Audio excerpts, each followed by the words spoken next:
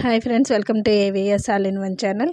ఈరోజు ఈ వీడియోలో పల్లెటూరులో ఎక్కువగా వేసుకొని బియ్యం పిండి వడియాలు ఎలా తయారు చేయాలో చూద్దామండి. ఇదైతే మా పల్లెలో మేము సమ్మర్లో వేసుకున్నవి. అలానే దీనికి కావాల్సిన ఐటమ్స్ ఎలా చేయాలనేది కూడా ప్రాసెస్ అయితే చూద్దాము. ఇవైతే రైస్కి అలానే రసము పప్పుచారు చేసుకున్నప్పటికీ నంచుకోవడానికి చాలా టేస్ట్గా ఉంటాయండి. ఎక్కువ కాలం కూడా ఉంటాయి. మధ్య మధ్యలో అప్పుడప్పుడు ఎండలో వేసుకున్నామంటే ఎక్కువ రోజులు కూడా వస్తాయండి, 1 ఇయర్ దాకా.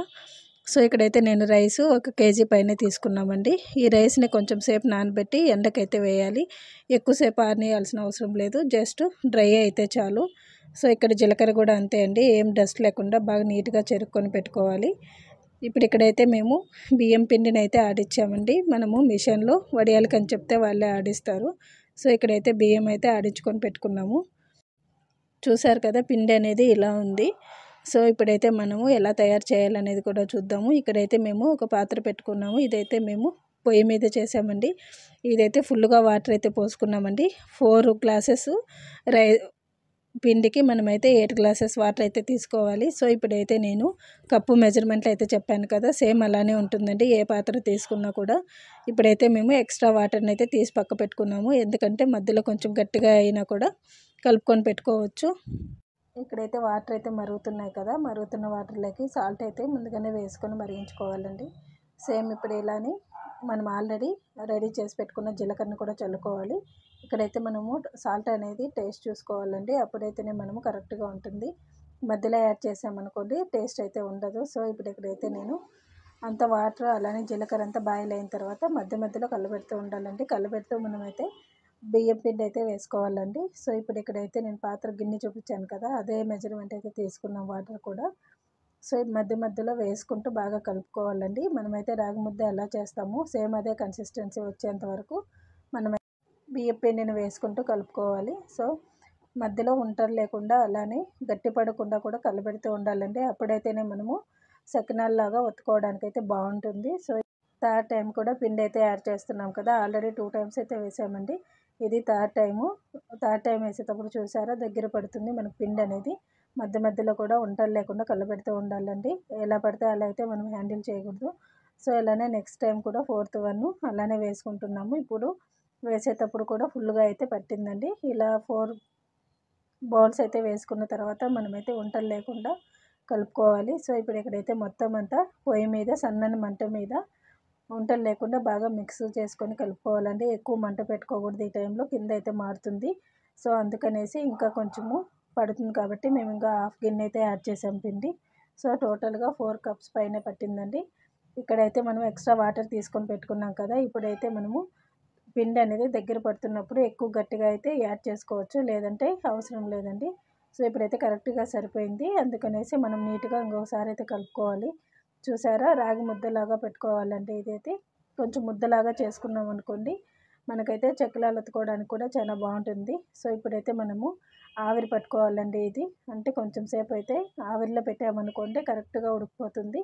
మధ్యలో ఎక్కడ కూడా వంటలు లేకుండా అలానే చిన్న చిన్నగా ఉండిపోకుండా వంటలు కరెక్ట్గా మనము వేసుకోవడానికి కూడా బాగుంటుంది. సో ఇప్పుడు ఇక్కడైతే నేను షేపర్ అయితే తీసుకున్నాను. మీకు ఏ షేప్లో కావాలో అలాంటివి కూడా చేసుకోవచ్చండి. ఇక్కడ 3 హోల్స్ ఉన్నవైతే తీసుకున్నాము, అలానే 1 హోల్ ఉండవు కూడా తీసుకోవచ్చు. సో ఇప్పుడు మేమైతే మిద్దె పైన అయితే వడియాలు వేసేదానికి వెళ్ళాము. ఇప్పుడు ఉమ్మటిలు వేసిన ముద్దలాగా ఉన్న అన్నాన్ని తీసుకొని మనమైతే సపరేట్ చేసుకోవాలండి. ఇలా సపరేట్ చేసుకొని వేరే ప్లేట్లో అయితే పెట్టుకోవాలి. వేరే ప్లేట్లో పెట్టుకొని నీట్గా ఇంకొకసారి అయితే అంతా మిక్స్ చేసుకోవాలండి. మిక్స్ చేసుకుంటేనే మనమైతే ప్రెజర్గా ఒత్తడానికి అలానే చెక్కలాలు అనేది షేప్ కూడా బాగా వస్తుంది. సో ఇప్పుడు ఇక్కడైతే నేను అంత నీట్గా సపరేట్గా అయితే తీసుకున్నాను. మనకు షేపర్లో నీట్గా ఎంత పడుతుందో అంత అయితే తీసుకొని నీట్గా మిక్స్ చేసుకొని మనమైతే షేపర్లో పెట్టుకొని ఒత్తుకోవాలండి. ఇప్పుడైతే చూస్తున్నారు కదా, కరెక్ట్గా అంత నీట్గా ముద్దలాగా చేసుకొని మనకైతే షేపర్లో ఎంత పడుతుందో అంతైతే పెట్టుకోవాలండి. సో ఇప్పుడు నేనైతే కరెక్ట్ కన్సిస్టెన్సీతో అలానే నీట్గా మిక్స్ చేసుకొని ఎక్కడ వంటలు లేకుండా సపరేట్గా అయితే తీసేసి మిగిలిందంతా పెట్టానండి. ఇప్పుడైతే చెక్కలాలు అయితే ఒత్తుకోవాలి. ఇలా అయితే పెట్టుకోవాలండి. మీకు ఏ షేప్లో కావాలో ఆ షేప్లో పెట్టుకోవచ్చు. 1 లేయర్ అలానే 1 లైన్గా కూడా పెట్టుకోవచ్చండి. సో ఇప్పుడైతే చూసారు కదా, కరెక్ట్గా అయితే ఇలా ఒత్తుకోవాలి. ఇలా ఉండడం వల్ల మనకైతే షేప్ అనేది బాగుంటుంది. అలానే చెక్కలం అనేది కూడా పర్ఫెక్ట్ కన్సిస్టెన్సీతో ఉడకడానికి కూడా బాగా వస్తుందండి. సో ఫైనల్గా మేమైతే ఎక్కువగా పల్లెటూరులో ఎండాకాలం వస్తే ఇవే వేసుకుంటాము. సో ఇప్పుడైతే నెక్స్ట్ మొత్తం అంతా ఒక చీర అయితే వేసామండి, అది కూడా చూపిస్తాను. ఫైనల్గా చెక్కిలాలన్నీ అయితే కంప్లీట్ అయినప్పుడు ఇలా అయితే ఉంది. ఎక్కువగా పల్లెటూరులో ఇలాంటి వడియాలే వేసుకుంటారండి. సో మీరు కూడా ట్రై చేయండి. ఈ వడియాలు అనేవి చాలా టేస్టీగా కూడా ఉంటాయి. అయితే పెట్టుకున్నామండి. సో ఫైనల్గా ఇలా అయితే పెట్టుకున్నాము, అన్ని షేప్ అంతా వచ్చేలాగా. ఇదైతే డ్రై అవనివ్వాలండి. మనమైతే యాక్చువల్గా ఎండ బాగా వచ్చినప్పుడు మార్నింగే పెట్టామనుకోండి, మ్యాక్సిమం ఈవినింగ్ లోపు అయితే ఆరిపోతాయి. అలా ఆరిపోయినవి మనము జస్ట్ ఒక దగ్గరికి తీసుకొని మళ్ళీ నెక్స్ట్ డే మనమైతే ఎండలో పెట్టుకున్నాం అనుకోండి, కరెక్ట్గా అయితే ఉంటుంది. వీటికైతే ఎక్కువగా నీళ్ళు చల్లాల్సిన అవసరం లేదండి, ఎందుకంటే ఒక చక్రం షేప్లో ఉంటుంది కాబట్టి జస్ట్ వాటిని అయితే రిమూవ్ చేస్తే చాలు. బాగా ఎండిపోయినాయి అనుకోండి, అదే రోజు ఈవినింగ్కే వచ్చేస్తాయి. సో ఇప్పుడు ఫైనల్గా మనమైతే చెక్లాలు అనేటివి రెడీ అయిపోయినాయి కాబట్టి డీప్ ఫ్రై ఎలా చేయాలో చూద్దాము. సో ఇప్పుడైతే నేను నాకు కావాల్సిన ఎన్ని కావాలో ఎంత డీప్ ఫ్రై చేసుకోవాలని అయితే సపరేట్గా తీసి పెట్టుకున్నానండి. ఈ మధ్య మధ్యలో ఎండలో వేసుకున్నాం అనుకోండి, ఎక్కువ రోజులైతే వస్తాయి. ముందుగా ఆయిల్ పెట్టుకొని ఒక ప్యాన్లో ఆయిల్ అయితే పోసుకున్నానండి. ఇక్కడ సరిపడా ఆయిల్ పోసుకొని 1 బై 1 అయితే డీప్ ఫ్రై చేసుకోవాలండి. ఇప్పుడు ఎక్కువ అన్నీ ఒకటేసారి వేయకూడదు, ఎందుకంటే మధ్య మధ్యలో ఉడకాలి కాబట్టి. సో నేనైతే ఒక్కొక్కటిగా డీప్ ఫ్రై చేసుకుంటున్నానండి. చూసారా, షేప్ కూడా కరెక్ట్గా ఉంది. యాక్చువల్గా అయితే ఇవి మనం మధ్య మధ్యలో ఎండలో వేసుకున్నాం అనుకోండి, ఎండ వచ్చినప్పుడు ఎక్కువ రోజులు కూడా ఉంటుంది.